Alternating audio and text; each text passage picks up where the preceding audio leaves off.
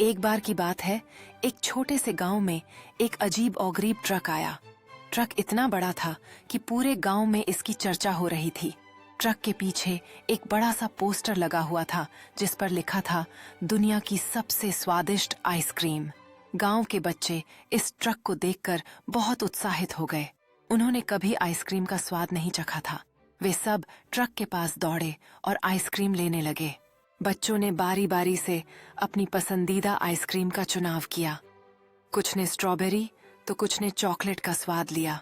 उनकी आंखों में खुशी की चमक थी, जैसे उन्होंने सपनों को सच होते हुए देखा। ट्रक के चारों ओर हंसी और उत्साह का माहौल था। ट्रक वाला आदमी बच्चों को अलग-अलग आइसक्रीम फ्लेवर्स के बारे में बताते हुए बहुत खुश था। उसने हर बच्चे को उनकी पसंदीदा आइसक्रीम दी और उनके चेहरे पर जो खुशी थी वह सब कुछ बयान कर रही थी। बच्चों ने उसके साथ खेलना शुरू कर दिया और गाना गाने लगे। बच्चों ने ट्रक वाले के साथ मिलकर गाना शुरू कर दिया और पूरे गांव में उनकी खुशी की आवाज गूंजने लगी। यह एक ऐसा पल था जिसे कभी नहीं भुलाया जा सकता था। सबके चेहरे पर मुस्कान थी और आइसक्रीम का मजा लूट रहे थे।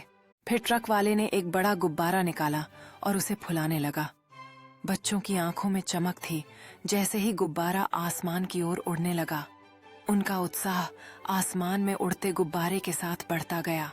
गुब्बारा आसमान में बहुत ऊंचा उड़ गया और बच्चे उसे देखकर बहुत खुश हुए।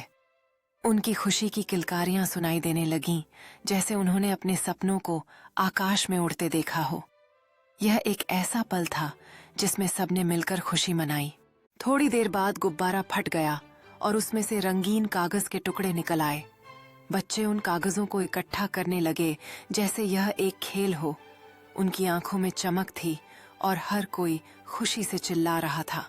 आखिरकार ट्रक वाला गांव से चला गया, लेकिन बच्चों के मन में उसकी यादें हमेशा के लिए रह गईं।